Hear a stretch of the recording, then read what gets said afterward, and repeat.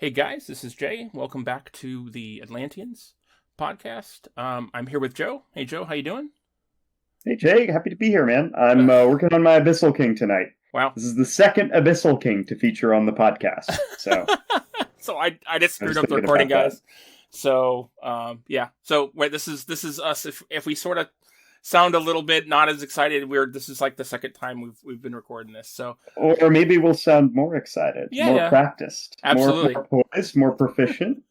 So Alec is one thing we didn't mention last time is that Alec is still in the process of moving to his new place up in New York, and he's not going to be living in a campground, if I understand things correctly. Yeah, it sounds like they're taking time to get a house, buy a house, and get it closed on, and so it sounds like they're going to be staying at a campground for a couple weeks here in July. Could be, very possible.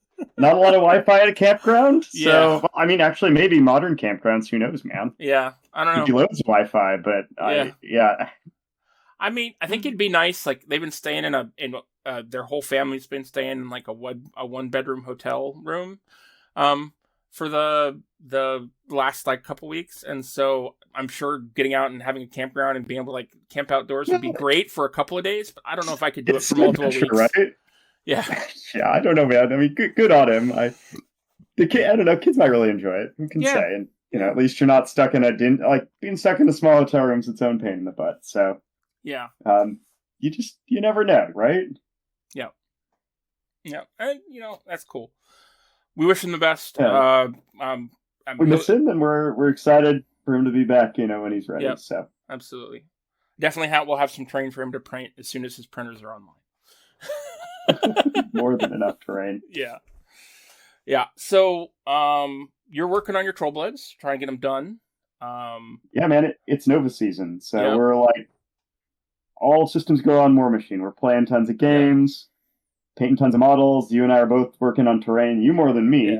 Yeah, I think we're taking, including yours, we're taking 10 tables. You're painting one of them. We have 4 of them that are basically done. I'm just sort of updating a couple of pieces here and there, tweaking a couple of things about them, and then I'm basically painting from scratch 5 tables. So you're wild, man. I am. I can't even imagine. I would not be painting 5 tables. I'm painting one, and I'm like, it's a lot. I didn't plan to, and it just sort of like I got ideas and I worked on things, and then they added the 2 for the narrative on top for us that I was already working on. I was working on 8, and I was like, I had a solid plan for 8, and then they sort of added 2 more, and I'm happy that you've picked one up and are painting one. Yeah, it felt like the right thing to do, right? Yeah. Plus, I wanted to do a table for a while. I just thought I would do it after Nova. Yeah, so and it'll go with your Trollbloods and my Croaks. It'll be sweet. Yeah, absolutely. Yep. I don't know. It's pretty exciting. Getting stuff, and I'm getting, it's cool because I'm getting to use some of the tables. Like there's a Crix table that uses a lot of the new Crix terrain from the Warmachine 3D. One of the tables I'm painting, the one for the narrative. We're doing in a it's 3 locations, and Joe's doing one, I'm doing one, and then Paul from Tried and True is doing the third, and then Andy from Tried and True is like right in the scenario, and we're sort of helping out. So it's pretty cool that our 2 clubs are mixing together to do this. And so like my table is an Umbrey, like a snowy forest Umbrey table. And I just got some really cool terrain from the first Gravediggers set, the sort of pine trees. I'm gonna paint them up and put snow on them and stuff and make them look real cool. So I think snowy is one of the coolest things you can do on a table. Like that, I love a good snow table, so I can't wait to see how that comes out. Yep, I have a cool snow mat for it already, and definitely we're doing some some Russian houses, an altar, some... What is your snow recipe, Jay? How do you do snow? So what I do, and it's actually changed recently, I figured something new out with my Winter Corp army. So I use Woodland Scenic Snow Flock, fine ground snow flock. I mix it 50-50 with matte medium, and then I thin it a little bit so that it's like a slurry, like a paste instead of being like. So if you mix them together, it's effectively like mixing glue and it together, which is what I used to use. I used to just use Elmer's glue, and it sort of would create like a gel effectively. And so you mix it to that, and then you thin it a little bit so that it's like a little like a paste, and then you just apply it on. And so and then after that, you can do one of two things. You can either leave it in like little clumps on the base, and it looks like it's melting, like spring or late. So it's like slight like melting snow, and sort of because it's kind of translucent. Or you can put it on a bunch, and then sprinkle snow on, and it looks like it's fresh powder or fresh packed. And if you want to make it like look like it has depth, like there's it's like a lot of snow layers, you mix a little bit of white paint into it. Got it. Okay. So if you don't mix white paint into it, it has a little bit of a translucent effect, and so it looks like it's melting or thin. If you put it on but don't sprinkle snowflock on it, it looks like it's melting. And if you put it on and then sprinkle snowflock in it, it looks like it's fresh powder. Okay. That's sweet. I mean, I plan on doing some snow for my Umbrey too whenever I get around to it. So yeah, I have a lot of. I'm doing the opposite. I'm doing swamp bases for my Umbrey. No, are you? I mean, I guess because for what reason? It's different. I've already got an army that has snow bases. My Winter Corp has snow bases, and a lot of it has snow bases already. It's a big army. And I just want to do something a little different. And I had some train bits that I bought that's off Etsy recently. I had some like willow, like foxtail kind of things. And so I used it on Jana and used some of that UV cure resin stuff that I've been talking to you about, and made it look like she was sitting on like the tree stump that she's on her base is sort of like over the edge of like a pond or something. So, and I liked it, and so I'm going to do a lot of like sunken tree branches and roots in water with then like the grass and the foxtails. I think it'd look really good, and like I mean, swamps make sense with all like the magic, right? And the like. I definitely, it's like a different feel on the like witchcraft theme for sure, but absolutely legit. I just want it to be a little bit different. Everyone and their mother is going to do snow, and I think snow could be really cool. I think snow could be really cool, but I just want to do something a little different. No, I get that. I feel that a lot. It's funny. For the first time ever there in Army, I want to paint like studio. Yep. Like I usually don't feel that way, but then I just do for whatever reason. Yeah, I'm really excited, Bird. This episode is going to come out around the 1st of July, and Old Umbrey's supposed to finally release this next week. Oh yeah, we're gonna get models. Yeah, we are. Dude, okay. I actually got so I ordered the starter box and the battle group box from SFG, and they actually sent me an email on Friday and said it's being processed. Expect it to be shipped next week. So, heck yeah, dude, yeah, it's gonna be sweet. Now I just need to track down boxes upon boxes upon boxes of it. I think I have battle group boxes from like 3 sources coming. Do you? Or pre-ordered? Yeah, I don't know. I'm gonna get a lot of it. You're getting a lot. You're going whole hog. I am. I think this is the first army. So my Winter Corp I have effectively like FA2 of just about everything. I have a little bit more of jacks and a couple units and things, but for the most part, I have like FA2 of everything for Winter Corp. I think I'm probably going to go close to full FA for this army. Wow. Because with the shapeshifters and that kind of stuff, for the little bit that I know from the leak, it feels very much like Infernals does, with having the marked models that do things, and needing to sacrifice them to do things. And so it feels like I'm going to want to have a lot of the marked infantry. So that's going to require a bunch of those units and things, more than I would normally need if I was just doing like support and infantry unit kind of things, probably. Especially because like I'd love to do a full FA of shapeshifters at some point. Shapeshifters, Yeah, I mean, they're really cool, like, theme, right? Yeah. Okay. I buy that. I mean, and the beasts are like, I can see wanting... I don't know if you'll run triple Primevalists, but I can definitely see triple Feralists and maybe even quad Feralists, so... I have a couple... I don't have the shapeshifter stuff, so like I probably won't. I definitely think that 3 ferals is realistic, and I even had lists with 4. While I've built lists with 3 primevals, honestly, I think you run 2 and a character beast, and then like 2 or 3 ferals, and then you have on top of that you have like 25 to 35 points for other stuff. But I definitely think that some casters, especially like Jana, could run that pretty well, especially once you have. Oh yeah, I think she can run a bunch of ferals. Yeah. Yeah. Her ferals and probably 2 primevals. I think you want to have 1 support and 1 like bone sword.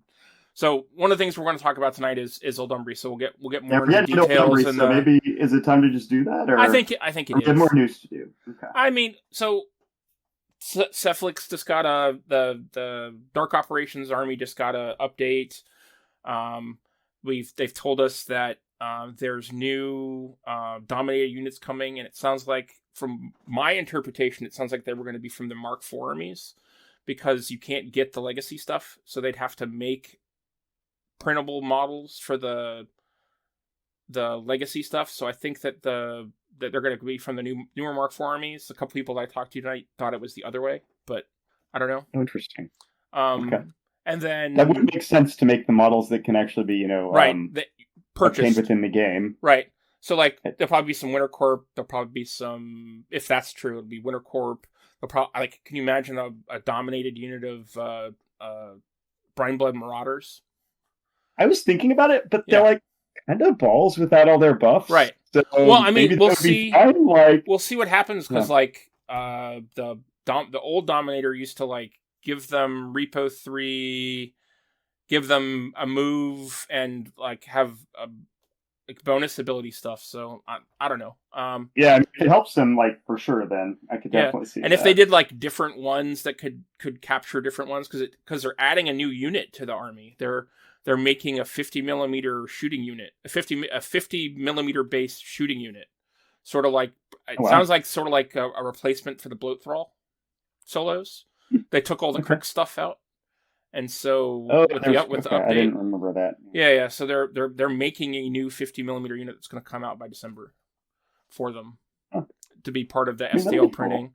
And then, there's, we got to see. We're going to see a lot of this army because it's STL printed, right? Yes. It's going to be all over the place. I think it's really strong.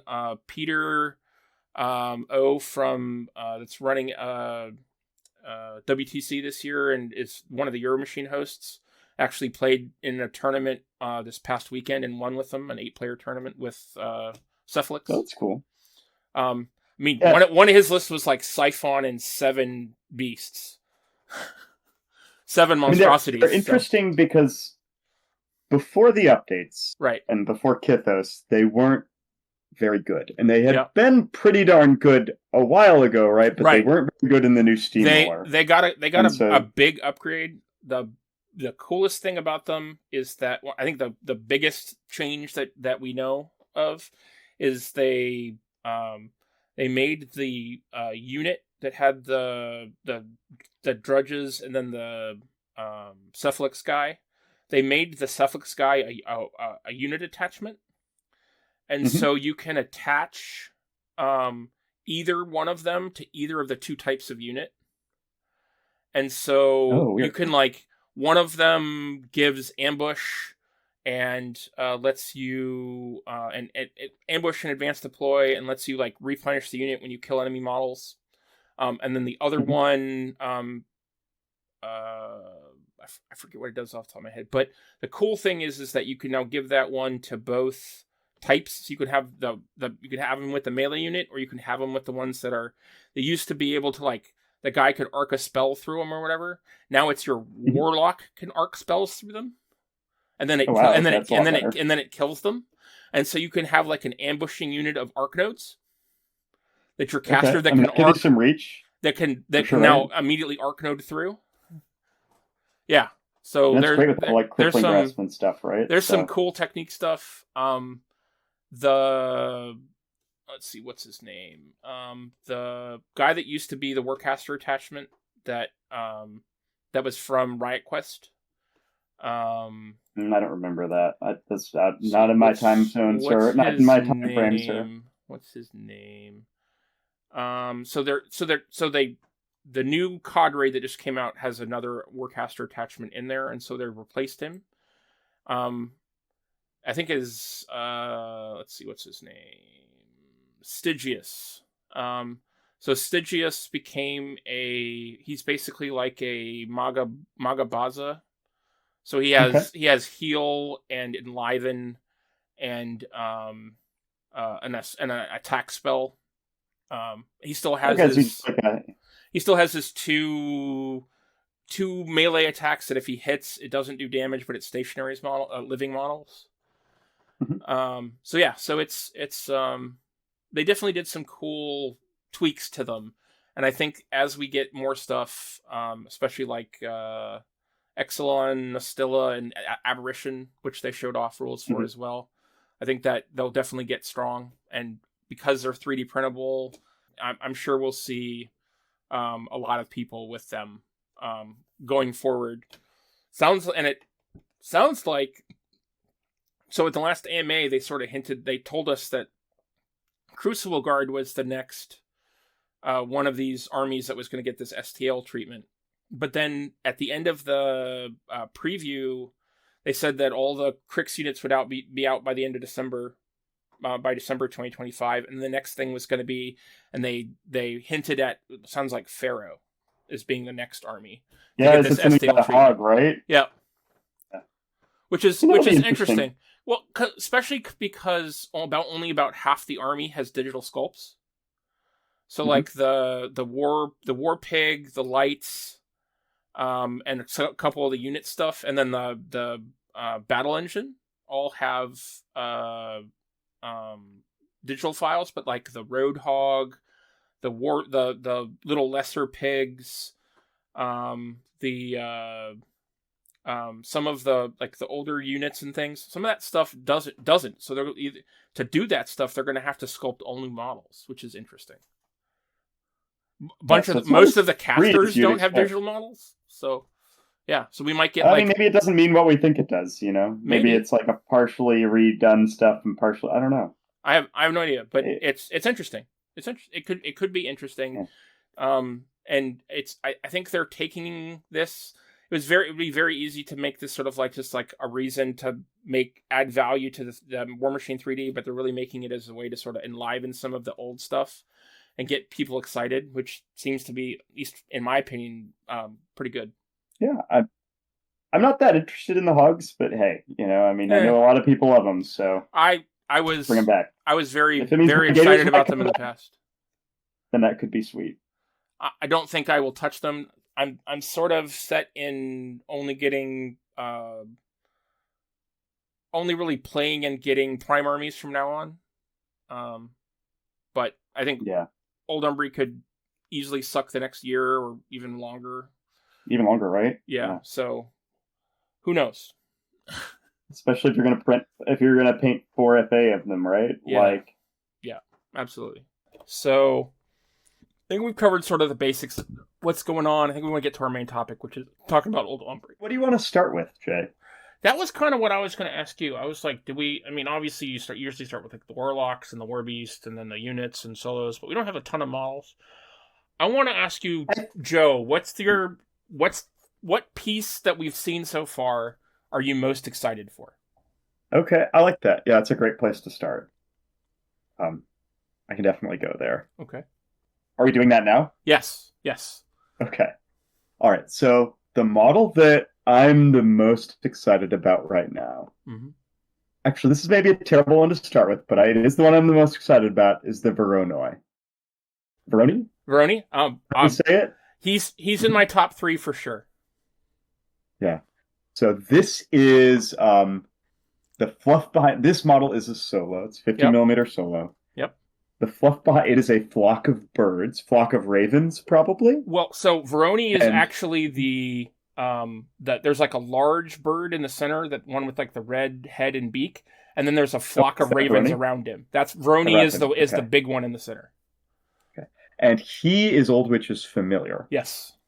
And he's on loan from the Old Witch to Bodan. Is that right? Yes. Bodan is he had the wilding when he was a kid. He had magic ability. He grew up in one of the witch villages. I think he grew up in the but yeah, he grew up in the Coven. I think the Zenith. Yeah, there's 3 covens. Okay. There's Dawn, Zenith, and Dusk. I think he grew up in Zenith, which is the bright sun one.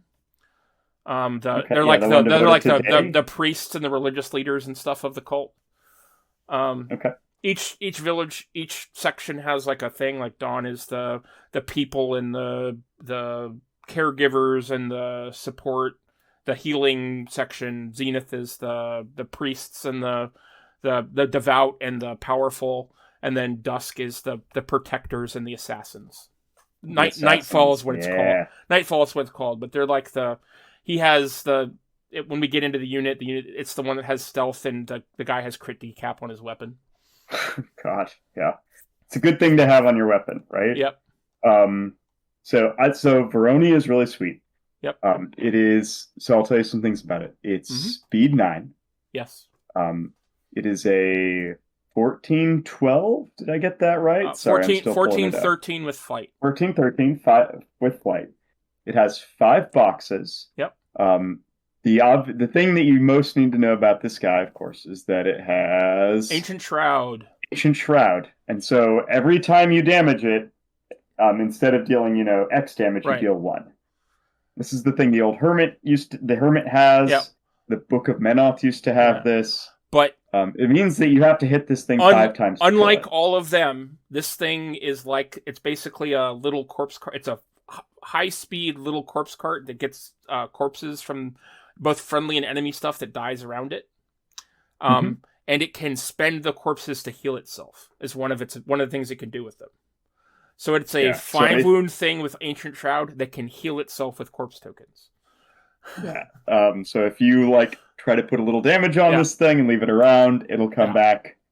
I mean, and defense 14 is no joke in Mark III. That's absolutely pretty much on the higher end of things. So it's going to take, 5 quality attacks or 10 normal attacks. Thing's tough. Yep. Speed 9 means you can get to wherever you want to on the board. Yep. I mean, I'm thinking about this thing a lot as a scenario piece, right? Yep. But before I get to that, it has an ability called I Found One. Right. Which lets it give a corpse to another model. Yep. And there are a couple of models that key off of corpses, so that's really good. It's basically like a combination between a corpse cart and a grave ghoul from Grimkin. So it can create a corpse every turn if it or another model within 5 of it doesn't have one. It can give it a corpse, so it either give it to itself or another one if they don't have one. And then it also gathers up corpses, so it can gather up to 5 corpses, and then the corpse card, it can pass them on to other models that during its activation if it gets within 5 inches of them. So it's a fantastic model. So it's just going to be, protecting some of your defensive objectives early in the game, handing out corpses.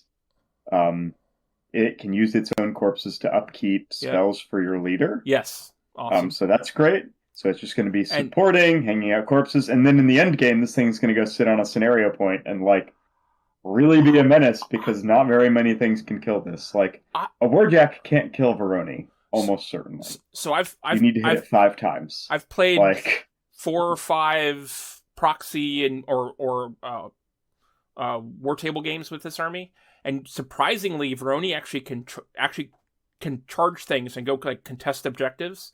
It actually has 3. It has 3 attacks called probing beaks. So it has the birds around it can attack. It has 3 POW 11 melee attacks.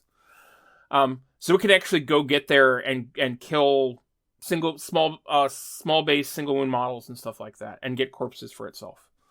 It actually can get some work done, which is really surprising for the corpse cart back support early game support model that is mid to late game, it definitely can go out there, contest things, and actually get some work done if you need it to.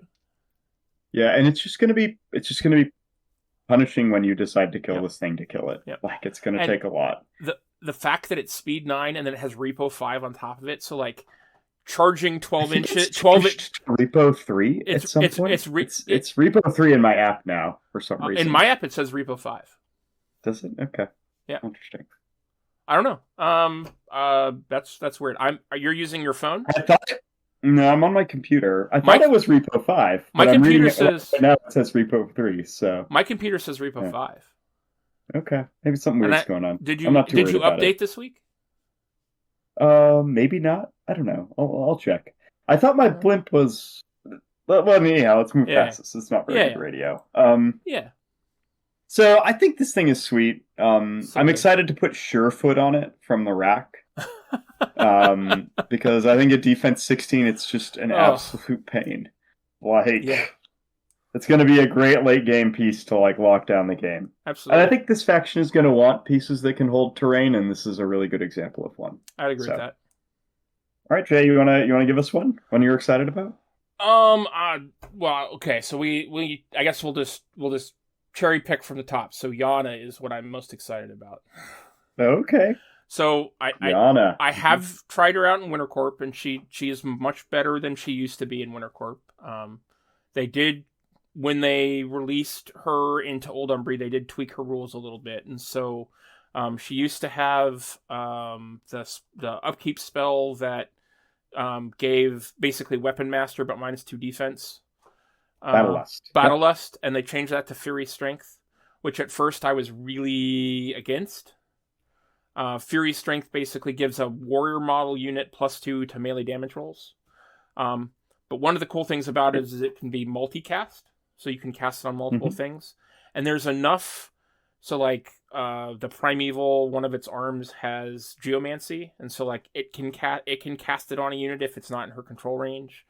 Or one of the other arms is an arc node, so it actually can get sort of spread around her army pretty well. And it's nice too because when you put it on like your units that are a little bit defensive, they don't lose their stats. Absolutely, they don't just fall over and die. So that's a nice little bonus too. Yep, absolutely. And I love that it can be spread around. I love that it's just a good spell to have, and it's a little less, and so there isn't that -2 defense tech, but the extra die.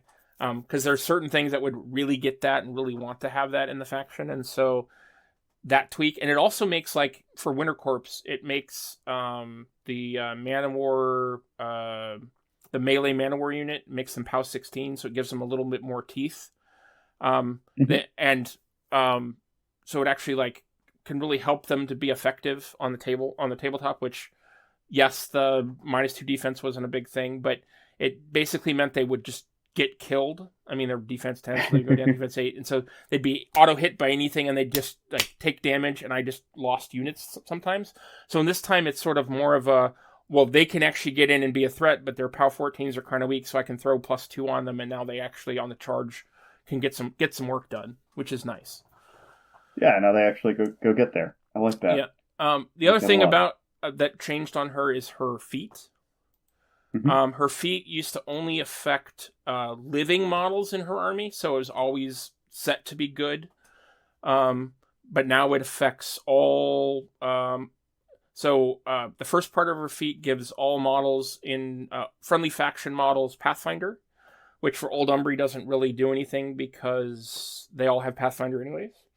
But then the second half of the feat is friendly faction. It used to be friendly faction living models gained cleave and overtake. Now it says friendly faction models. So for like Winter Corp, the Jacks get it, which was really cool. I got to use it today. It was really cool. Now you do have to remember that cleave did change, and so for you old players, cleave isn't every time you kill a model with an attack, you get an extra attack.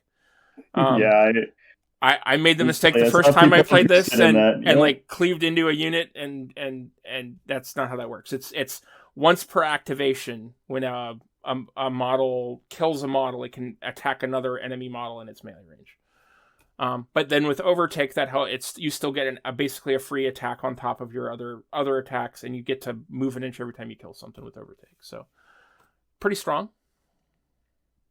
Yeah, you get an attack on your attack, so you can attack when you attack. So that's the changes. But the thing I'm excited for her about is that in Warmachine, she always sort of felt a little bit underpowered because she's defense 14, armor 18. She has arm 20 with a shield. So she has immovable objects, so she can't be pushed around. But at that defense 14, you could really get into her with like a jack or a beast or something, and just like even at arm 20, just do a crap ton of damage to her, and she'd just die to strong stuff effectively. And reducing 5 is good for Warmachine, but it's not great.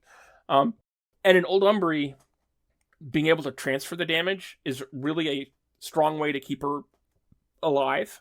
And then with some of transfers are much better on a high armor caster. Yep. And then with the feral and the guard dog that we'll talk about in a second, having her be defense 16 in melee, she actually is a much more survivable, and you can actually play her up in the front caster, which is what she was always designed to have done. Yeah. Are you thinking also about putting spiny growth on her? Pushing that up to 22. Like, it's a thing? That's interesting. I haven't... it really only... Yeah, it gives her armor 22, but it doesn't... It only really... and then Inviolable Resolve to 24? You know, and just, like, wander around like a badass? I haven't thought that I have thought about Inviolable Resolve on her. I don't know. It's cool that you can do that. I don't think the spiny growth back piece for the feral is going to make it into my builds very often, but that is an option. The other thing about her that she's always had is Conferred Rage. So Conferred Rage, for you who don't know, they're basically what Butcher 2 had in the past. And so if she kills a model with an attack, and it's important that it's an attack, cohort models in her battle group get +2 speed and +2 mat for the rest of the turn. And so in Winter Corp, crazily, this oftentimes with superiority on top of it makes Metavista a mat 12, speed 8. Seems good. Which is crazy. And then it can be even with, and if she gets, she has her Hand of Vengeance up, she can be like mat 14, PAL 20, speed 8, which is crazy in Winter Corp. Yeah. But it really, Jana, was what she would do, is she'd do this Conferred Rage thing. So one of the reasons it's important that it's kill the model with attack is she has a rate of fire 2, range 10 javelin that has arcing fire and crit armor pierce. Crit armor pierce doesn't come with that much. Of how she gets this done. Yeah, but it's she has to get close and throw the spear. She's speed 7, so she moves up, throws her spear, kills a guy, and then repos 2 back, and then the army charges forward, and that's sort of been the tactic. But being defense 14 and not really being able to buff it a lot of ways, made it so that if the enemy could get to her, or if they had guns, she'd basically just get shot off the table, and that was tough in Winter Corp with her. So in Old Umbrey, with the being able to transfer damage and the buffs and things you can do, she's really cool. I mean, like, one of the Strix, for example, if you play Strix or her Strix Animus, is Lightning Strike. So now she can charge in her... Oh, this is cool. Charge in her 12, 13 with dash, do a bunch of attacks, kill something, spend a focus at the end, spend a fury at the end of her, and run away 7.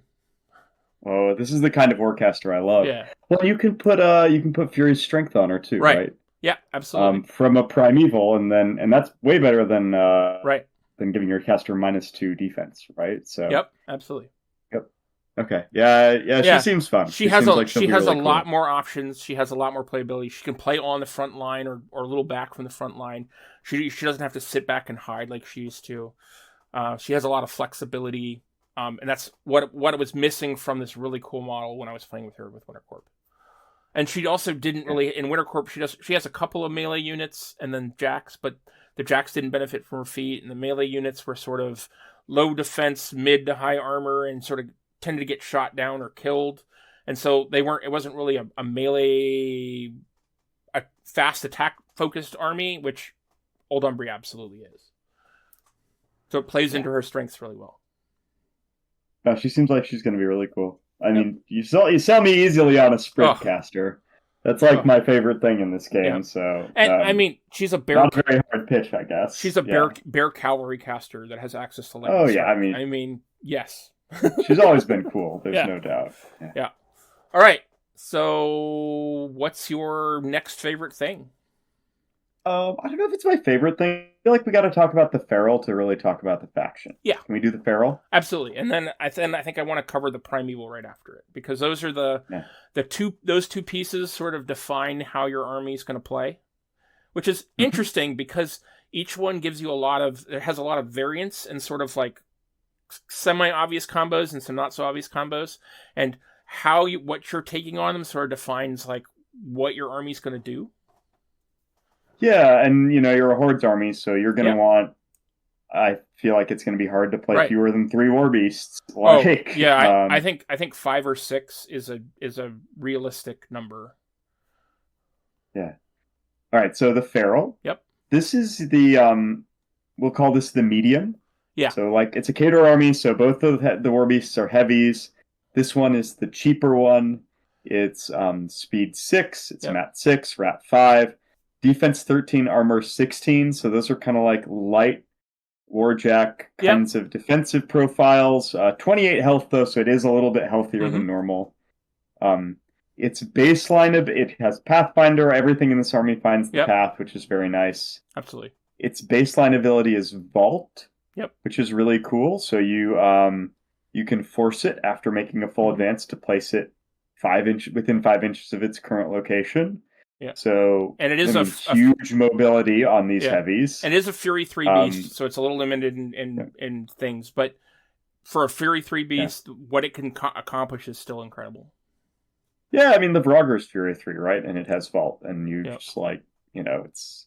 You're right. It's expensive. If you have to vault to get to something, you're not going to have a lot left. The Vrager has 2 base attacks, right? And then it has its tongue, its gun tongue as well. Yeah. I mean, they're different beasts, so I don't want to get caught up in that. I mean, but this beast, 3 of its head give it a 3rd melee attack, and its 4th head gives it a dual attack spray gun. So I mean, it's pretty great. Yeah, its 2 base weapons are 2 POW 11 claws, so they're like, you're not killing heavies with those. It's useful to have them. Point cost is 7 to 10, so definitely in the kind of medium range. So do you want to talk about a build, Jay? Sure. Talk about a Feral that excites you. So the one that's basically going to be my auto include was going to be the Alki head, which is the bird head. It has a POW 14 beak, and then Guard Dog, which is while within 3 of the leader. That model can't be knocked down or made stationary and has +2 defense against melee attack rolls. So this is definitely be called Guard Bird. But, Guard Bird, and it's going to have the wing back, which I'll talk about in a second. But basically, I almost think I can glue one of these together and not worry about the other heads if I wanted to, and backs if I wanted to, because I really think that this one's going to be in like every army. And for the most part, for the builds I've been looking at, most of them are between usually either 8 or 9 points. So this is the 9-point build. This is the cheapest head and the most expensive back. So the cheapest head, it has a POW 14 and 2 POW 11s, has Guard Dog, and then wings, which gives it flight. And then but then it also gives it the Rush Animus, which gives a cohort model in your battle group +2 speed and Pathfinder. Oh, interesting. I thought you were going to go for Primal, but this is the so one. That's the other one that is going to be very common. Is like my second one that I would take. Yeah. Well, let's talk through this one. Yeah. So pretty much this one's chilling with the caster. It's handing out rush on things like Strix or a melee focused Primeval, and getting them up the table. It's acting as a mana battery and a something I can pass damage off to. Acting as like a fury battery if I don't have enough fury on the table, and something I can pass damage to with low cost, effectively. Yeah, I mean, something like this is... So you always need a beast, the kind of last reserve in a Horde's army, right? Yep. Like, because as soon as it's gone, all your beasts are gone, you have no transfer targets. And you also don't make fury without hurting yourself. I mean... So yeah, you need something like this. It protects your warcaster. Yeah. I feel like Rush... So the speed... The heavies in this faction... The beasts in this faction are speed 6, and so, like, that's the faster profile, but Rush makes them 8, and 8 is really the point at which they start to out-threat things, right? Yep, absolutely. That's the point where, like, it's really the 6 plus a speed buff that gets things exciting. So yeah, I can see this being part of, like, a lot of builds. So I'm super excited to see Rush in this faction because I'm an old Scorn player, Yeah. I think that me as well, which is why I'm excited for it as well. I think that Primal is the second piece build, like it's the second most common thing you put on a feral, but where Primal is that when you want to crack armor or get in there and you're not worried about necessarily the beast surviving or because it's going to frenzy the next turn with Primal. You put Primal on things, but I think Rush is a general thing. Like you can force this to give something Primal, and then your caster can put Primal on something, and you can move two Primevals up the table 13 inches on turn 1 if you want. I think not Primal. Rush. Warmachine. Yeah, you're not going to get any arguments for me about this. This is a good Rush idea. on them. Yeah. So like it gets your stuff up the table more faster, especially if you're going on turn 1. I think that Rush is the piece that just is. You need to take one of these in every army, pretty much. Now the second build is for me. The second build is the. I'd say. I could see skipping this in cases where, I don't know, for whatever reason you're not trying to get the Alpha Strike. Maybe there will be lists that do that. Maybe. I don't know. Or like I think like Galena, if you have another speed buff and you're not planning on playing into like the really fast stuff, maybe like, you don't need 2 speed buffs. But yeah, I mean I'm with Jay. I think it seems like a really solid kind of thing to play. Yeah, I think that maybe the guy that's going to be all about shapeshifters, maybe you might not need this in that build because your beasts are being more of a supporting piece. Maybe in Bodan. I mean, Bodan. We'll talk about him in a second. Yeah, Bodan wants him to kind of come to him, right? You probably so maybe you don't need it as much. You probably run Strix with Bodan, so Strix really likes to have the rush, makes it speed 9. But yeah, I mean, I don't know. I think there probably is lists out there where you don't take this, but I think it's a pretty common thing. Absolutely. My second build is actually I take 1 of 2 heads. I'm either taking the back piece is the Bony Spines, which is the Primal Animus. I think it also gives it Unstoppable, which is an interesting addition. With the back piece, it's also sort of one of the middle cost ones, and so this is another 9-point beast. So usually I'm either taking the Alki if I need to play a point down, which gives me still gives me a guard dog, which makes it an 8-point beast, or I'm taking the Drek head, which is the spray. It's a spray 10 PAL 12 with just not critical, just stun.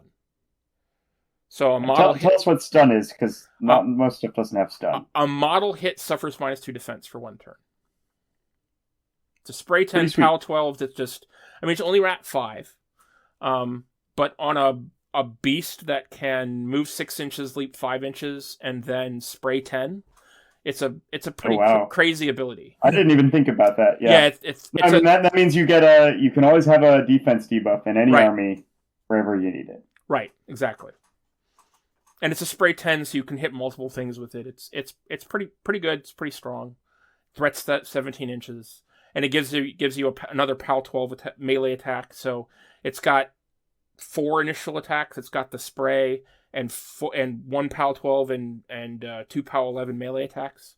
So and it has pistols, so it can like hop into melee and spray targeting that thing. Ignore the melee penalty and then hit the stuff from behind it. Really strong build. Yeah. No, that's going to be really fun. Yep. Yeah. Let's see. I think I secretly like the Periton head. Now, what animal is that? Do you know? Because I don't. The Praeton head. So we have the Alki head is the bird. The Drek head, I'm pretty sure, is the like jackalope looking one, maybe. Well, no.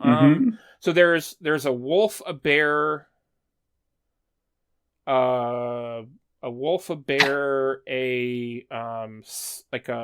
bird, and a pig. I think it's not the pig. It's not the bird. So I think it's the bear. The feral animal one. I like it as well. I've actually been playing when I take 3 of them. This is the head I put on. I actually like. So when I first started trying them out, I think we should just sort of talk about the last 2 heads at the same time.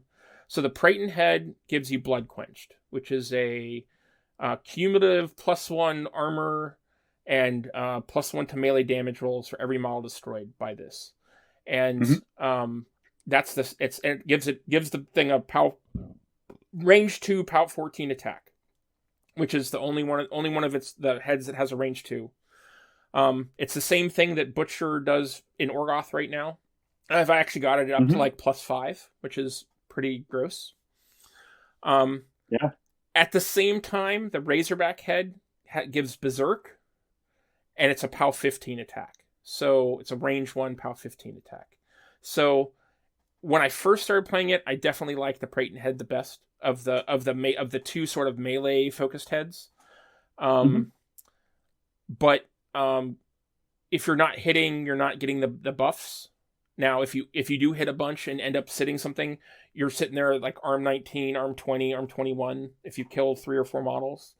And that's a tough nut to crack on a defense 13 beast. But I think the Razorback head with Berserk is it's a little better, especially when you combine it with the main back, which is the hyper aggressive and massacre is the Animus, so it gives it overtake. Yeah, I mean that's going to be a beast that like tries to run around and kill as much stuff as it can get to. Right? That guy like maybe wants I don't know, not wild aggression, like the tendrils spell, so he gets 2-inch reach. Well, I mean, to like really help him move around and kill a bunch of stuff. Yeah. I mean, if it has Berserk, absolutely. If it has the Praeton head, which already has the 2-inch reach, it may not need it. Yeah, I think I like the Praeton head because like maybe it gets wild aggression or something like that to help it kill some things. It's great. It's great with wild aggression, and it can like get into a zone and like jump into the right spot and kill the things contesting it, and then be really hard to kill. And it only costs 9 points. Right. And I feel like there's there are lists that'll want that'll really value that. So that's why I think that guy's kind of cool. It's actually only 8 points if you give it the Massacre main. Oh, really? Okay. Yep. The main's 2 points. Right. It's the cheapest of the back upgrades.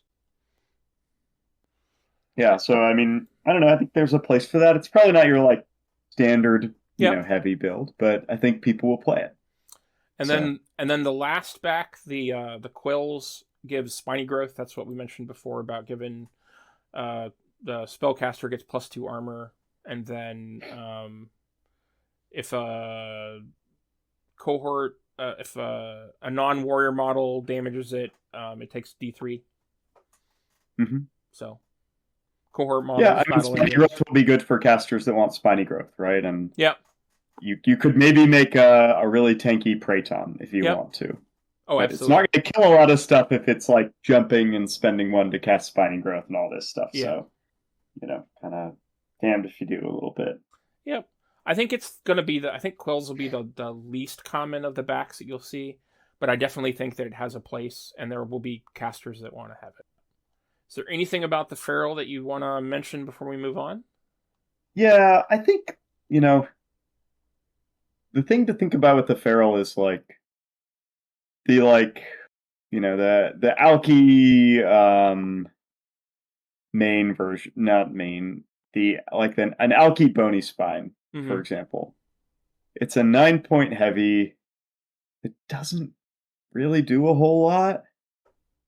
I mean, on Jana, it's effectively getting up there, and it's basically protecting her in melee, and it can lead from in front of her, and sort of be the first line that you run into. Yeah, I guess I'm just saying it's not going to do a lot of damage. Right? I agree. Yeah. And the same, and I feel like it's possible to have an army with 2 of these that both don't do a whole hell of a lot of damage. Right. And so, it's just going to be finding a sweet spot of when is that the right play? When is it not the right play? I mean, that's where there are casters who will juice these up and make them do a bunch of work, and those will be pretty exciting in a different way, right? At the same time, do you want to risk your primal? If you're going to take primal, if you're going to take bony spines, I really think you need to take in my opinion, I really like taking the Drek head, the spray head, because I think that this beast can sit back and spray and move around, spray, and then if it gets engaged, the bony spines gives it unstoppable, so it can leave and keep its combat action, leap somewhere else and spray something else. And I think it can. Yeah, I mean, I think my criticism is the same. It's a 9-point model that is only really going to support. Yeah. And so you really got to make sure it's worth it. That's all I'm saying. Yeah, I do think that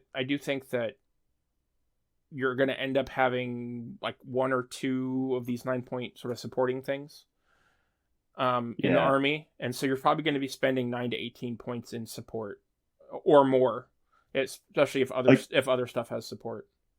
Yeah, I know Scornlists don't love spending money on a gladiator, and that's a fully fledged heavy, right? Yeah. But they'd rather not do that, so I think it'll be a thing to watch for and think about in your list building here. Yeah, I can agree with that. All right, so let's talk about the other big piece of this army, the Primeval. Yeah, this thing's pretty sick. I feel like they've nailed building really. I feel like the last 3 or 4 releases have really nailed what a really exciting heavy warbeast looks like. Yeah, so. and so one thing that we should say about this is that if you look at the Winter Court, for example, the other Khador faction, some of their heavies can be as cheap as 9 or 10 points and as expensive as 18. And this heavy, its cheapest version is 13, its most expensive is 16, and so there's not much wiggle room there. It is a little on the more expensive for some of the heavies and Mark Prime, Mark IV cohort models that we've seen. But at least in 2025, a lot of the ones that are doing a lot of work are the ones that are 14, 15, 16 points. And I definitely think that this beast wants to play in the 14 to 15 point range. Yep. So I agree. So, as we said before, speed 6, it actually had it's Mat 7 and then ATT and Rat 6, defense 13, arm 18. Now it's a Fury Fort, and one of the coolest aspects about it actually has a threshold of 10. So, in my eyes, as a ex Circle and Grimkin player, it's not quite as good as a construct warbeast that didn't take threshold tests, but a threshold 10 is you really have to mess up to have a good shot of failing a threshold test, because even if you're keeping 3 extra fury on it, a 7 on 2d6 is an average roll, and so you got to roll above average on your threshold test for it to frenzy. Yeah, it's it's really helpful, especially as we don't currently know how the faction manages Fury at all. So maybe the faction will get some good Fury management, maybe it won't, but until it does, high thresholds are helpful. Yep, absolutely. So, do you have a build that you really like on this thing? Well, let's talk about the rest of the core stuff for it. If you like. Sure. So it has Sacred Ward, which is really nice on a heavy. Yep. It can't be targeted by enemy spells. Great. And, this is just a really nice thing to have. It means you can't be Strangleheld. Yep. It means that they can't Hunter's Mark you. They may be able to Hunter's Mark something next to you, but they can't Hunter's Mark you. Can't be Mortality. It can't be targeted by Mortality. It can't be targeted by Crippling Grasp. Yep. It can't be Calamity'd. So a lot of the, I don't think there are a ton of offensive spells in the game right now, but you don't have to worry about them. And I think that's really nice. A lot of the problem stuff, just, the things that really cripple some armies, it really aren't a problem for this model. Yeah, your opponent's really forced to fight fair with this thing. Yep, absolutely. It also has this really cool ability called Body Snatcher Trophy Hunter. Yes. So it gains corpse tokens when it destroys a living or undead model with a melee attack. And so it actually has to do the work. You can give it, Veroni can give it corpses because it's a body snatcher ability. Yeah, so one corpse gives it the ability to run or charge without being forced, which is great. Charging for free is really nice. It gives you a whole nother attack, basically. 3 corpses gives it Grievous Wounds, which is a great ability to have and comes up a lot. On all of its attacks. Even the ranged ones, right? Yep. Yeah. Yes. And then 5 corpse tokens, if you can hit the big jackpot, gives you +2 to damage rolls. So that includes spells that it casts. It includes ranged attacks and melee attacks. All damage rolls. It's great. I've gotten, in the 4 or 5 games I've played, I've gotten one of them to 5 twice, and then it's immediately died in the next turn. Yeah, I think 1 is really what you're going for here. Veroni sets up 1, and that's awesome. And then the rest of it's just a cool mini game. I hope the faction doesn't have a ton of ways to add corpses to it without... I think this is cool the way they've set it up. If it's easy to get it to 5 corpses without interacting, I think it'll be lame. So I think that getting it to 3 will be pretty easy. But there's probably going to be 3 or 4 or 5 things in the army that all are trying to get corpses. And so I don't think that unless you're really focusing it, or you only have one, you happen to take just one of these, and none of the other corpse getting things. I don't think that you're going to be so focused on pumping corpses into it to get it to 5 and max it out right away. I think that there's going to be a couple of effects that gives corpses, but I definitely think that you basically give it 1 with Veroni on turn 1. Or give it one of if you have 2 of them, one of them gets 1 on turn 1. 1 makes this a very efficient beast. 5 makes it nutty. Yeah. I agree. So I just hope they're not getting to 5 too easily. I mean, 1. But I love the idea that if you can get there, that you get a reward for it. Right. That it's a mini game to play with this thing. To counter that, to balance that, it is probably, in my knowledge, it's probably the only beast that can get corpses that can't spend them to do things with them. It only gets them to pump itself up. It can't heal itself or put out mortal fear or anything like that. It just pumps itself up. Yeah, they're trophies, right? Yep. I think it's cool. Yep. I really like what they did with this. I just hope we don't see them on 5 all the time. That's my thought. Yeah. Yep. Okay, so you wanted me to propose a build. Yep. And so everybody knows there are 3 heads, 3 right arms, and 3 left arms. Okay. So I should think of a build. Do you want me to? I'll just do the why don't you give a build and then I'll do another build. Okay. So I think the most, there's 2 that are pretty obvious. At least a head and so there's a head, a primary arm, and then a secondary arm. The secondary arm is where some of them differ. I think the one that's the most obvious combo is probably the Raven Head, which gives it True Sight and Spirit Blade. Spirit Blade is basically just upkeeps it enemy upkeep spells enemy on target friendly faction model unit expire. So you basically it gives it True Sight, which lets it ignore cloud effects and stealth. And then it has a 2-cost Animus that can get rid of enemy upkeep spells on your models, and it upkeep spells enemy on your models. Mm-hmm. Then you're going to give it the Hunting Spear, which is the range 10, POW 15, reloadable crit smite ranged weapon. And then it also has a 2-inch reach POW 15 melee attack that are magical. I should say that all of its attacks are magical. And then, me personally, I think I'd give it the Enchanted Claw, which is the blessed magical open fist. That's POW 16. So that build is 14 points. So I think that's like the most, like, yes, these two things work together, and then like you might take two of these options, or maybe in some cases 3 of these options, depending on what other stuff is in your list. So I think that's the one that's probably the most. You're going to take the head that gives it a ranged benefit, the ranged melee attack, and then the ranged attack, and then the most powerful of the offhand melee attacks.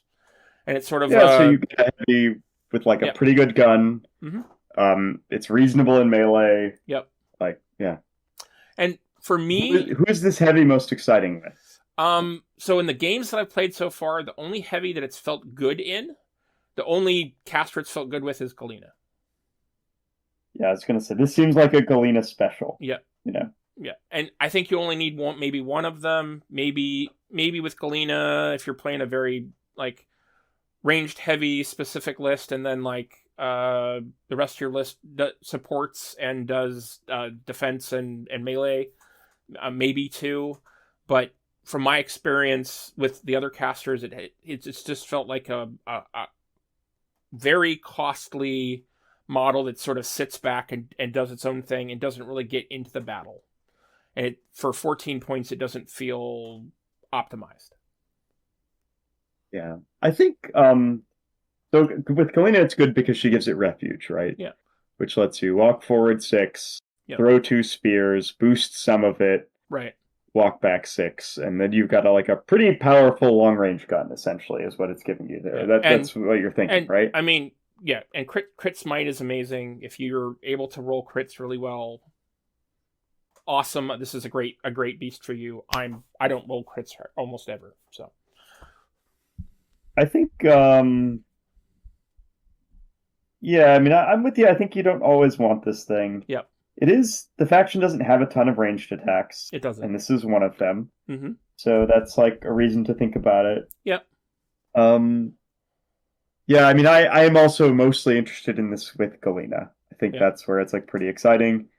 If you're mostly like trying to kill like medium-based infantry, maybe this thing is like pretty good too. I mean, but doing it with a 14-point heavy is kind of rough. Yeah, I'm just pointing out things you can do with it, right? Yeah, like, yeah. You know. Yeah. It doesn't require, ranged attacks are good. They're not as good as melee attacks. I mean, it does have... Well, they're not as powerful as melee. They don't have as much output as a melee attack. So. It does effectively have 2 magical POW 15 range shots that are POW 17s if you get it to 5 corpses. And grievous wounds if you get it to 3. So, I mean, it's strong. And it does have a range 2 POW 15, and then if you take the Enchanted Claw, POW 16 blessed magical attack. So, I mean, it is solid. It's a good. I would call it like second beast to put into an army, maybe if range support is something you think you need. Yeah, and you can imagine like sometimes Strix can't kill a heavy on his own. Yep. And this thing can help Strix kill a heavy, right? By softening it up a little bit. Yeah, that makes sense. Yeah.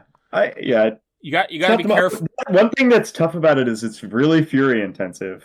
Like, Yeah, and you got to be careful because if you crit smite something, you can push the thing you want to charge with Strix out of the way. Out of the way, yeah. So yeah, definitely a drawback on it. Yeah. So what's your favorite build? Is there another build you like a lot? Gosh, I feel like I should just say the most obvious build, right? I think the bear head is a really good head. Mm-hmm. It gives Earth's Blessing, which means you cannot be pushed, knocked down, made stationary, or moved by a slam. And that's just going to save you Fury, and also, like, there's all these drags in the game right now. You just don't have to worry about them if you have this head. Absolutely. You don't have to worry about Vroggers. You don't have to worry about Malefactors. You don't have to worry about Valiants pulling you in with like, all of that stuff. Mm-hmm. And it's also good for your Warcaster, right? You're worried about Harusk slamming you, well, you get Earth's Blessing for your Warcaster. Yeah. Jana doesn't need it because she's an immovable object, but the other two, any of your other casters, definitely a good thing to have. Yep. The Bone Sword is your like premier like sword arm. The Bone Sword, it's the premier melee weapon. Mm-hmm. It's a range 2, POW 18. Yep. For some reason, it has crit amputation, which is a nice thing to have. Yep. On a crit, you get to fill in the unmarked damage boxes or circles on the last column, so that'll net you a few extra points sometimes. Yep. But that's nice.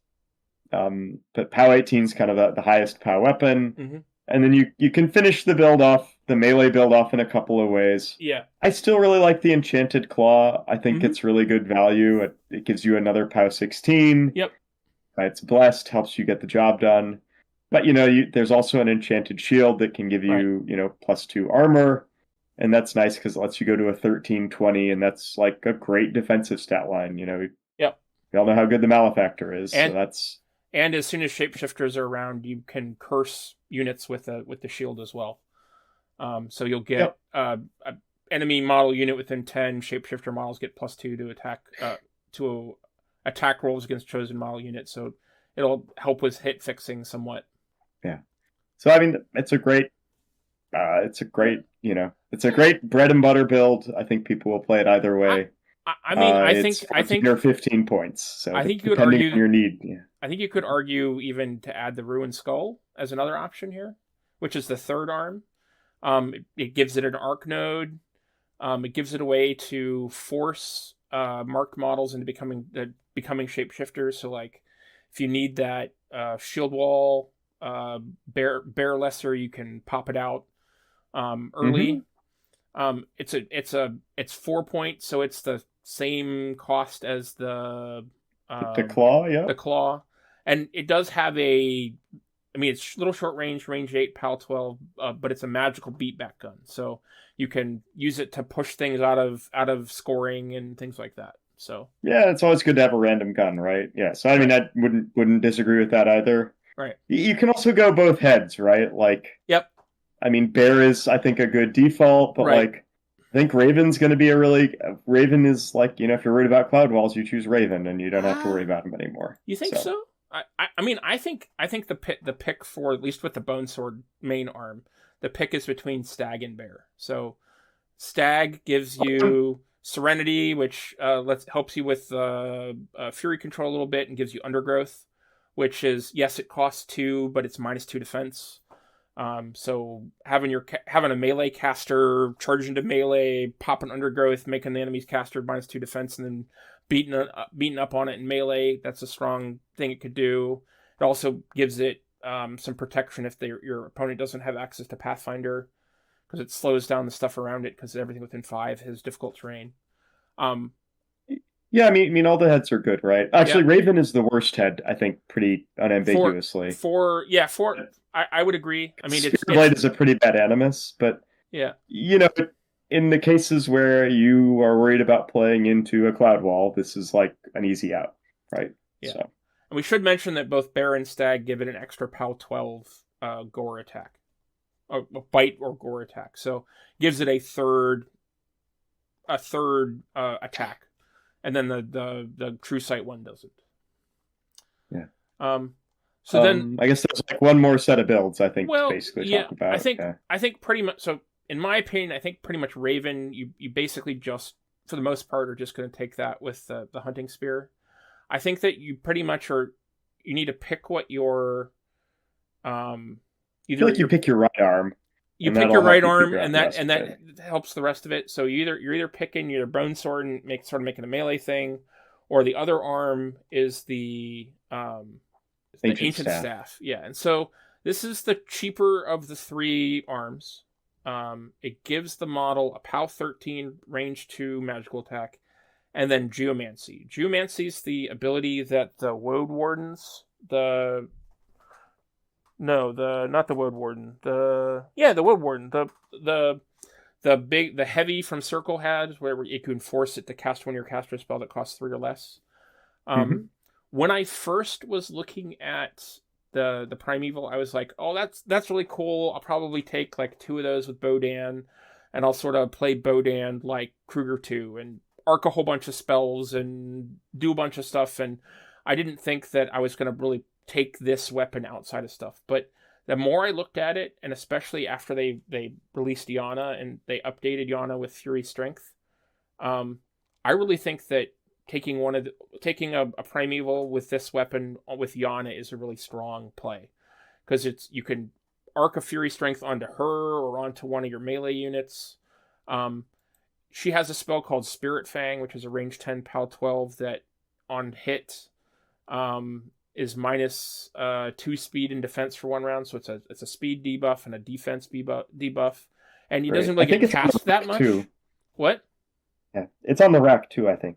The Spirit Fang is not. There's another spell that's similar to it, but Spirit Fang is just on Jana, it's a spell that Jana isn't really going to cast herself that much, but it's something that a Geomancy Primeval could cast as a way to put a defense buffer to make it so you can't charge her caster or something like that with the closest model. Yeah, it kind of controls them, right? Right. Right. So goes next with the Undergrowth head too. Yeah. If they don't have a lot of Pathfinder. So for taking Primevals, I think I pretty much take a Bone Sword Primeval first every game, and then depending on how many points I have and what I want it to do, I pick the head I want and the arms I want. Pretty much I play, for the most part, I try and take the stag head first, and then if I'm over a couple of points, I'll drop down to the bear head, because the bear head's 1 point cheaper. With Bodan, I think the bear head's good because it gives him the can't be pushed or knocked down ability, which when we talk about him will be important. And then usually I'm picking between either, I think pretty much I only take one. In the games I've played so far, I've only taken one with the bone sword, and then I'm either taking one with the ranged weapon or one with the staff. And more, I think I'm leaning towards the staff.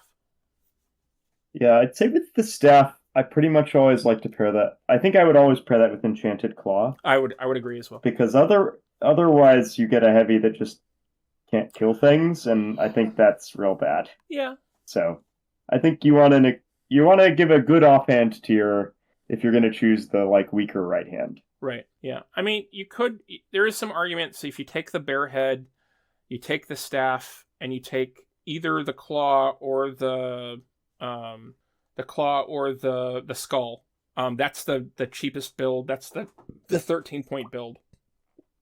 I don't know. It doesn't do anything, man. It's got POW 12s. It's real bad. It's POW 12s. It has beat back. It has a POW 13 magical reach weapon.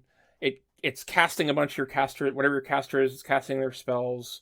It's acting as an arc node, so your caster can cast more spells through it. And it's forcing shapeshifters out of marked models that you can then immediately use. I think it's a no from me, but okay. We'll have to see what the rest of the faction looks like. Yeah. I don't know. I don't know if I want to do all of these, Jay, because it's getting late. Okay. What else do we want to really cover? Yeah, I think we can talk about Galena, Bodan. Bodan is effectively your control attack caster. Galena is your sniper, shooty caster. I think we should talk about Strix. Strix is pretty cool.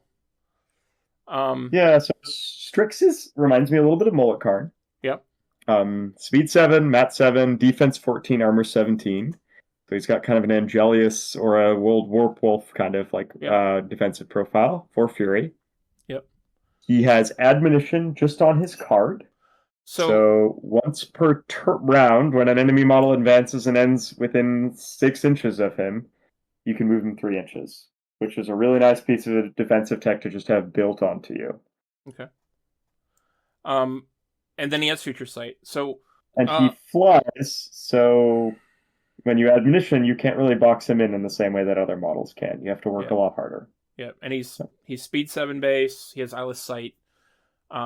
One of the things that when the SFG was talking about designing Old Umbrey, one of the things they're trying to do is they're trying to make cards simpler. So instead of having like just a wall of text every time on special abilities on cards, they're trying to make things feel powerful, but give them a couple of simple, basic, powerful rules instead of really complex, super deep rules where they can.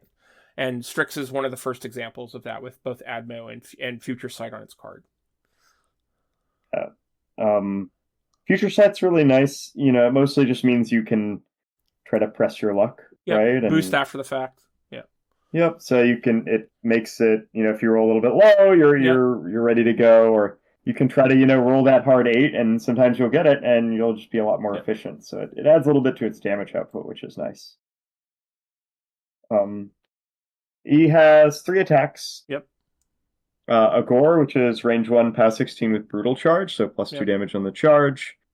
And he has 2 POW 15 Talons with Combo Pitch, so that can let you throw if you want to give up all the rest of your initials. That can be really useful in some situations.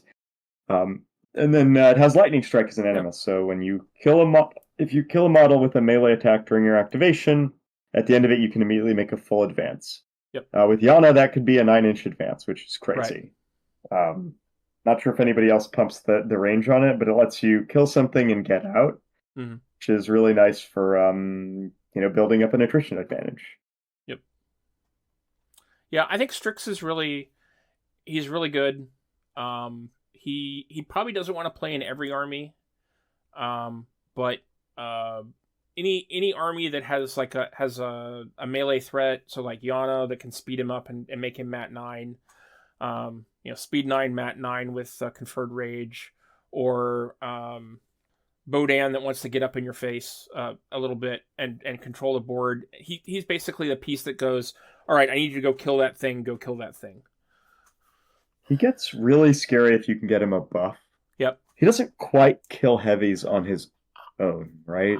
I mean, you have to, you're POW 16 and 15, you have to pay to charge, you have to pay to lightning strike. He needs a little bit of help.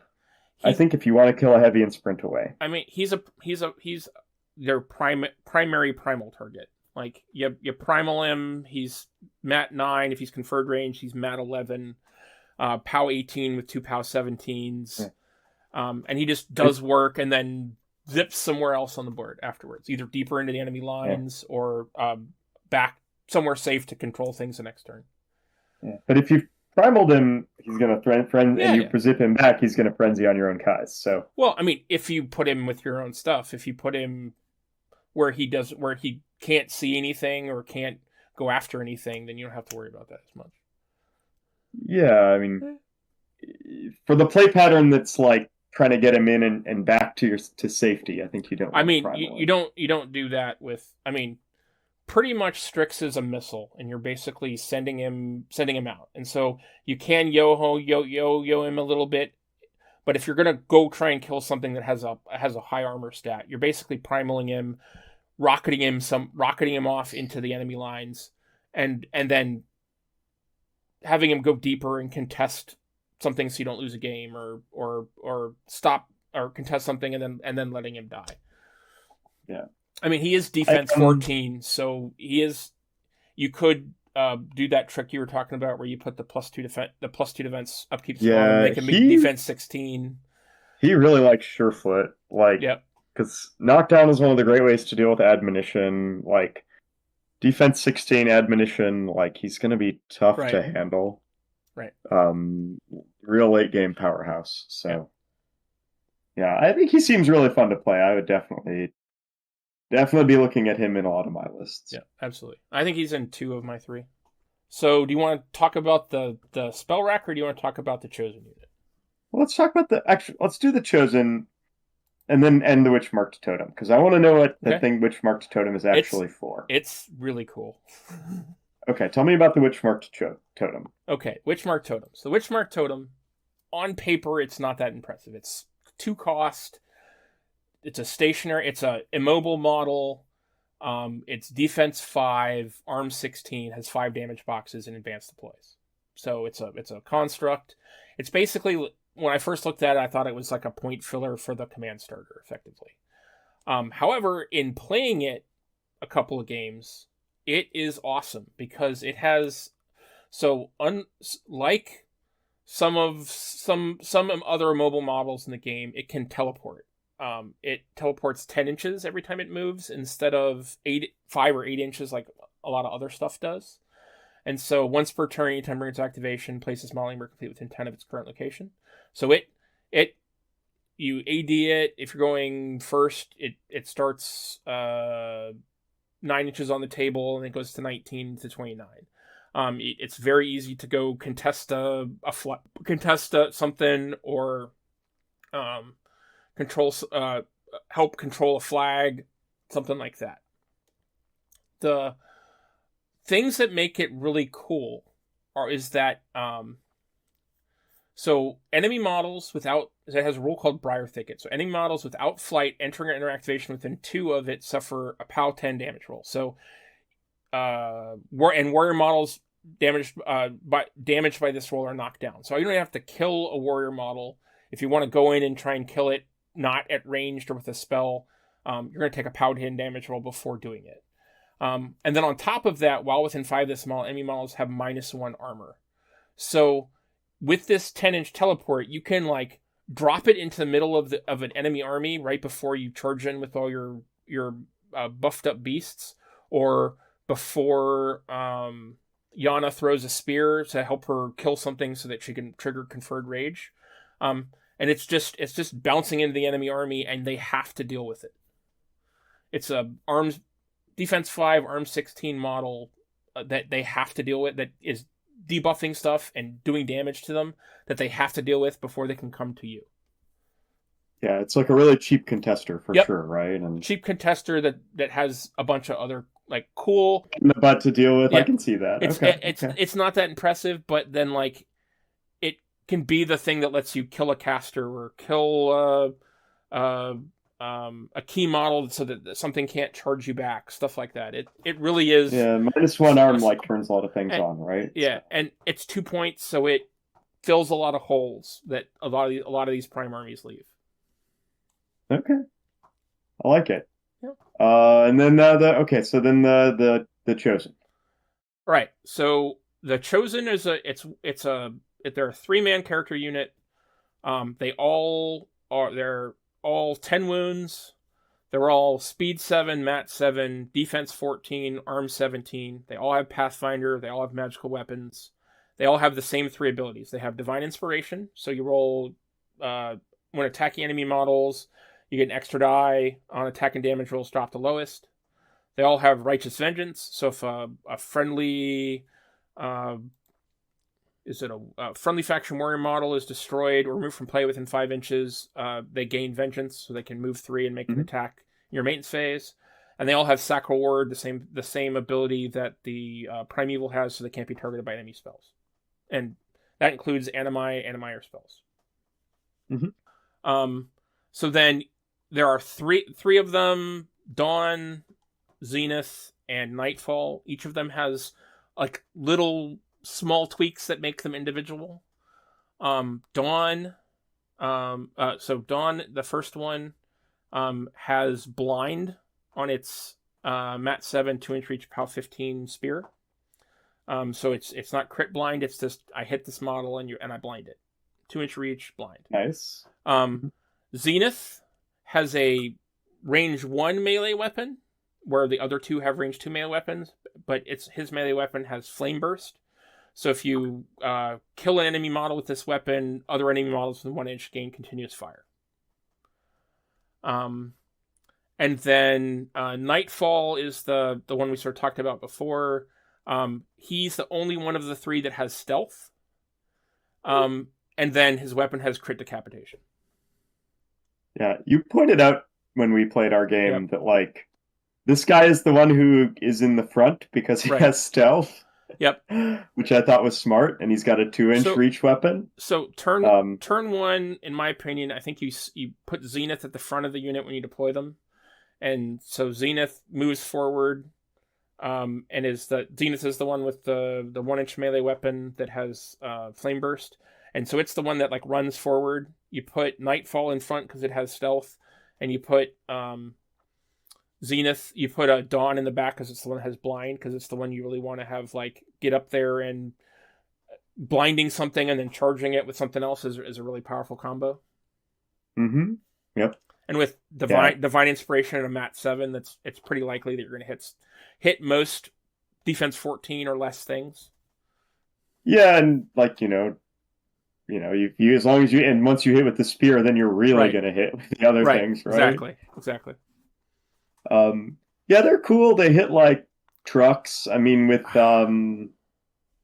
Fury's strength, they're like they're like POW 19s. The 3 of them will kill a heavy, no doubt. They go to POW 17 with Fury strength. They're POW 15s. It's a good enough approximation to think of divine inspiration as +2/+2.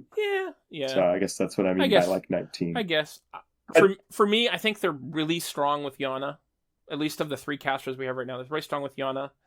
They don't really have a place with Galena, and they could be cool with Bodan. Bodan's control, Galena's sit back and shoot, and buffer army, and Jana is the get in your teeth and buff you for damage for melee. So I think they have a really good place with Jana. I guess with Galena they like the feat, right? They go to defense 16. Yeah. It's like fine. I don't know. It's Yeah. I agree. They're not that exciting there. I mean, that they don't really do very much for me. I mean, they just like they run fast and they hit hard, which is definitely good. I'm just not that excited about it, I guess. Yep. Not that you won't play them, right? I'm gonna play them a lot, at least to start. As more stuff comes out, we'll see how much if they make it to list outside of Jana. But I think they're pretty good. I think they have potential. I think we need to see what some of the other casters do and see if they can like really turn them to the 9s. Yeah, and I mean, I'm not saying they're not good. I think they're good. I think you'll play them. I just don't think they're exciting. Yeah, to me, they're just not exciting. They just they crank damage real hard. I mean, they're gonna tank a bunch of damage. They're defense 14, arm 17, with 10 health each. I mean, they're gonna tank a bunch of damage. They're gonna have presence. They're gonna contest things. They contest stuff really well, and make your opponent try and decide if they have to come in to deal with them. I think they're a good unit. They're not I just don't think they're without help. They're not a great unit. Yeah. You can surefoot them, and you have the command card for the motherland, so you can give them tough, no knockdown, defense 16, and just like watch your opponent be real sad. Yeah. They definitely have potential. They're definitely something that I'll be painting right away and getting on the table. But yeah, this is like the new SFG design philosophy around what a character unit should look like, and I appreciate the simplicity of it. But at the same time, it just isn't. It doesn't spark. It doesn't shine.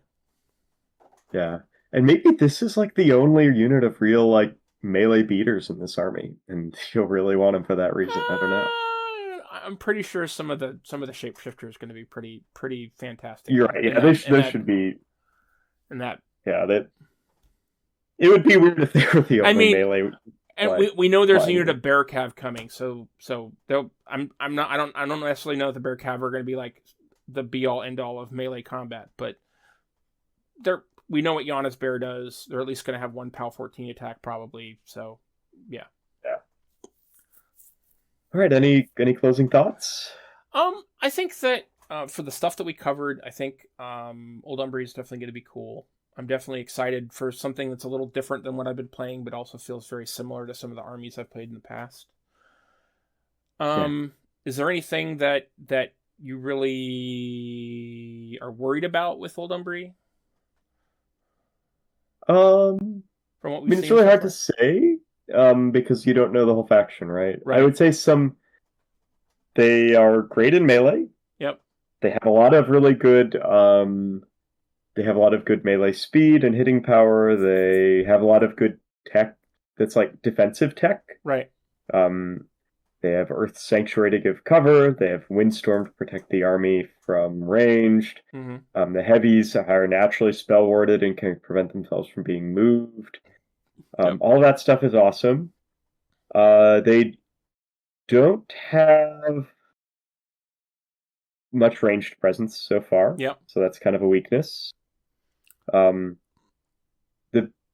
beasts can hit really hard, but most of the combos involve primal, and so that's like a tricky thing to play around. There's nothing off the rack really that I guess Curse of Shadows, but in general there's not a lot of things to help you do more damage for your beasts off the rack. Yeah, it's not like Crix where you're stacking a bunch of either debuffs or POW buffs that are stacking and getting you like +4 or +6 damage to what you're rolling. Yeah, exactly. And the casters don't buff Bodan does, but he just seems tricky to play. He does.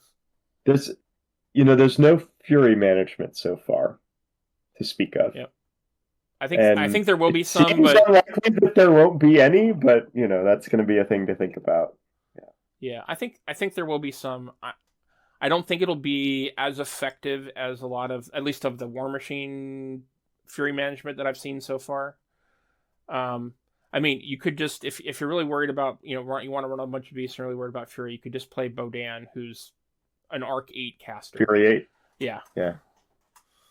But yeah. And like to some extent, your fury management is like you throw your beasts forward and that they're going to die and it's okay, right? Like I think that's a classic fury management strategy, but yeah.